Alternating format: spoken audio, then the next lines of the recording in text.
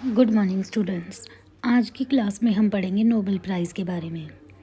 इस चैप्टर में हम रीड करेंगे what is Nobel prize, Alfred Nobel कौन थे और इंडियंस गोट नोबेल प्राइज़, किन किन इंडियंस को ये नोबेल प्राइज़ मिल चुका है।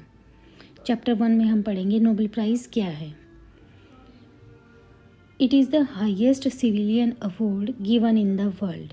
ये वर्ल्ड का सबसे बड़ा प्राइज़ है जो पूरे वर्ल्ड में बहुत अच्छा काम करता है 5 फील्ड में, उसको ये दिया जाता है। इसके जब मिलता है तो उसे प्राइज़ कितना मिलता है, कैश प्राइज़ होता है उसमें 7,22,00,000। ये बिल्कुल भी ऑथेंटिक नहीं है, ये ईयर टू ईयर चेंज होता रहता है, कभी ये इससे कम हो जाता है, कभी ये ज़्यादा हो जाता है। ये दिया क्यों जाता है, किसके नाम पे दिया जाता है? Given on the name of Alfred Nobel according to his will after death.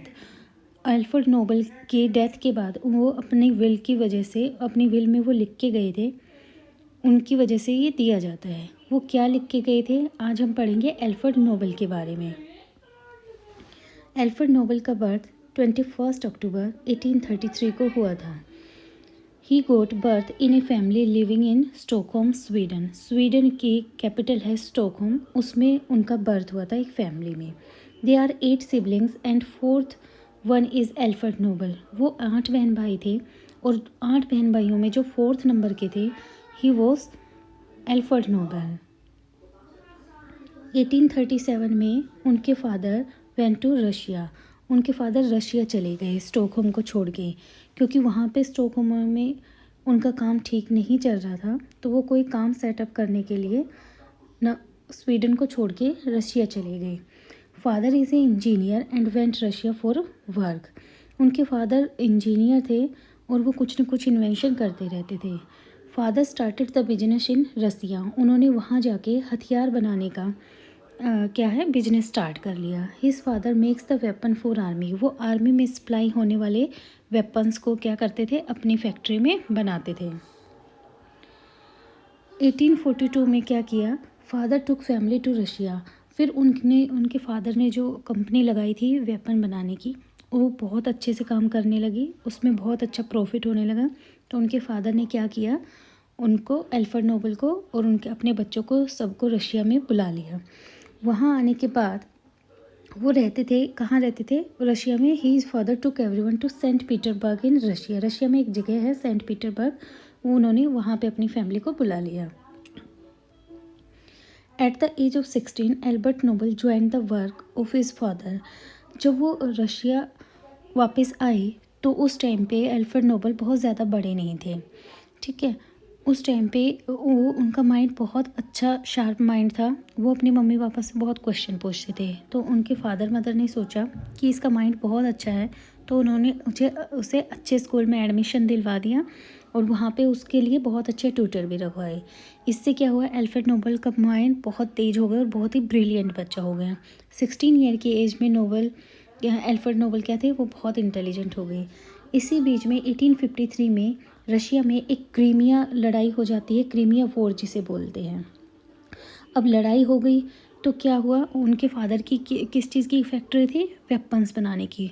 तो लड़ाई में क्या है, वेपन की ज़रूरत ज़्यादा पड़ती है, इसलिए क्या हुआ, हाई डिमांड हो गई वेपन्स की ड्यूरिंग द वॉर। तो उनकी फैक्ट्री में जब डिमांड ज़्यादा बढ़ गई तो फैक्ट्री में प्रोडक्शन ज़्यादा होने लग गया, और प्रोडक्शन ज़्यादा हो गया तो उनका प्रॉफिट भी ज़्यादा हो गया। लेकिन एक टाइम आएगा, अगर लड़ाई शुरू हुई है वो कभी ना कभी ख़त्म तो होगी। तो क्रीमिया वॉर जो था 1856 को ख़त्म हो गया। लेकिन उसके बाद अब ख़त्म हो गया तो क्या है, वेपन्स की सप्लाई क्या हो गई, ना के बराबर हो गई। अब सेना को हथियारों की ज़्यादा ज़रूरत ही नहीं थी, तो फैक्ट्री का काम क्या हो गया, धीरे धीरे बंद हो गया। जैसे तैसे उन्होंने 1859 तक काम चलाया, लेकिन उसके बाद क्या हो गए, वो बैंकक्रप्ट हो गए, दोबारा से वो गरीब हो गए। लेकिन इस बीच में एक अच्छा काम हुआ, क्योंकि एल्फ्रेड नोबेल बहुत अच्छे स्कूल में पढ़े थे और उन्हें बहुत अच्छी एजुकेशन मिली थी। अब एल्फ्रेड नोबेल बड़े हो चुके हैं। अब 1864 में उन्होंने अपने फादर को बोला कि अब मैं नई फैक्ट्री लगाऊंगा। तो एल्फ्रेड नोबेल ने अपनी एक नई फैक्ट्री स्टार्ट की 1864, जिसमें उन्होंने नाइट्रोग्लिसरीन के ऊपर काम किया। नाइट्रोग्लिसरीन क्या होता है, एक केमिकल होता है जिसमें अगर ब्लास्ट हो जाए या वो थोड़ा सा भी लीक हो जाए तो वो बहुत जल्दी आग पकड़ता है और बहुत जल्दी फैलता है। उसे कंट्रोल करना बहुत मुश्किल होता है। तो 2 साल ही हुए थे 1862 में, अच्छी फैक्ट्री चलने लगी थी। लेकिन 1864 में क्या हुआ, एक दिन जो नाइट्रोग्लिसरीन था उसमें ब्लास्ट हो गया, और ब्लास्ट की वजह से उसका भाई अल्फ्रेड नोबेल का और उसके बहुत सारे मजदूर फैक्ट्री में काम करने वाले उसी टाइम मर गए। तो उसे बहुत दुख हुआ। तो उसने सोचा कि मुझे कोई ऐसा इन्वेंशन करना चाहिए, कोई ऐसा नाइट्रोग्लिसरीन की जगह कोई चीज़ फाइंड आउट करनी चाहिए, अगर बाई चांस अगर वो लीक हो जाए तो उससे इतना नुकसान ना हो, उसे कंट्रोल करना आसान हो। तो 1867 में उन्होंने किसकी डिस्कवरी कर दी, डायनामाइट की। ठीक है, in 1867 he discover dynamite and patent it. Patent क्या होता है बच्चों, पेटेंट होता है हम कोई भी चीज़ बनाते हैं और बहुत ही यूनिक अगर वो चीज़ है तो उसका कोई ना कोई मेथड होगा। तो उस मेथड को हम किसी दूसरी कंट्री को बेचने के बाद जो अमाउंट लेते हैं, बहुत सारा रुपया जो लेते हैं, तो वो क्या होता है कि पेटेंट है। इसे पेटेंट मीन्स मेथड का जो वो उस चीज़ को बनाने का जो फॉर्मूला है वो हमने जब दूसरे को दे देते हैं तो उसको पेटेंट बोला जाता है। After that he put factory of dynamite, उसने डायनामाइट की फैक्ट्री लगा ली। अब विदेशियों ने, दूसरे देश के लोग उसका पेटेंट वो फॉर्मूला क्यों लेंगे, क्योंकि डायनामाइट एक ऐसी चीज़ थी जिसका यूज़ पत्थर को तोड़ने में बहुत आराम से हो जाता था। पत्थर तोड़ते थे, पत्थर तोड़ने से क्या है, अगर रोड या रेलवे ट्रैक बिछाना हो तो उससे बहुत इजीली ब्लास्ट करके डायनामाइट से तो बहुत इजीली बन जाता था। लेकिन लोगों ने क्या करना शुरू कर दिया, इसका मिसयूज़ करके इसके डायनामाइट का यूज़ बम बनाने में करना शुरू कर दिया। ठीक है, फिर क्या हुआ, 1888 में एक दिन ये सुबह उठे और न्यूज़पेपर पढ़ने लगे। तो उस न्यूज़पेपर में इनके बारे में लिखा हुआ था, the merchant of death is dead, मौत के सौदागर की मौत हो गई। ऐसा इनके बारे में क्यों लिखा गया था, एक्चुअली हुआ क्या था कि इनके भाई एक्सपायर हो गए थे एक दिन पहले। तो बाहर ये खबर फैल गई कि अल्फ्रेड नोबेल की डेथ हो गई है। तो इससे क्या हुआ, उन्होंने सोचा कि अल्फ्रेड नोबेल मर गया है और उन्होंने न्यूज़पेपर वालों ने ये हेडलाइन छाप दी उनके बारे में, the merchant of death is dead. ऐसा इन्होंने क्यों बोला, क्योंकि इन्होंने डायनामाइट की खोज की थी और डायनामाइट का यूज़ लोग बम बनाने में करने लग गए थे। और बम अगर कहीं पे भी फटता है, सबको पता है, तो वहाँ पे पूरा वर्ल्ड ख़त्म हो सकता है। तो लोग इस बात को बहुत नेगेटिव मानते थे कि इसे डायनामाइट की खोज नहीं करनी चाहिए थी। तो इसके बाद क्या हुआ, 1893 में इनके पास इन्होंने एक कंपनी थी आयरन और स्टील की, बोफोर्स, इसको टेक ओवर कर लिया था इन्होंने। और इसको टेक ओवर करने के बाद इसमें से ये क्या बनाने थे, जो आर्मी में कैनन यूज़ होती है ना, तोप जो यूज़ होती है, वो बनाने लग गए थे। फिर जिस दिन इन्होंने अपने बारे में न्यूज़पेपर में वो बहुत गलत बात देखी थी, तो इन्होंने सोच लिया था कि क्या मेरे मरने के बाद मुझे लोग ऐसे याद करेंगे, मेरे मरने पे खुश होंगे। तो इसने सोचा कि मुझे कुछ ऐसा करना चाहिए ताकि मेरे मरने के बाद लोग खुश ना हों कि भाई अच्छा हुआ कि ये मर गया, मेरे बारे में मतलब नेगेटिव ना सोचे। इतना पैसा, इतना धन मैंने कमा लिया, लेकिन उसके बाद भी क्या हुआ, सब लोग तो मुझे गलत ही समझते हैं क्योंकि मैंने डायनामाइट की खोज की थी। लेकिन डायनामाइट की खोज इसने अच्छे काम के लिए की थी, बम बनाने के लिए बिल्कुल भी नहीं की थी। 1895 में इन्होंने अपनी विल चेंज कर दी और विल चेंज करने के बाद अगले ही साल 63 ईयर की एज में ये मर गए।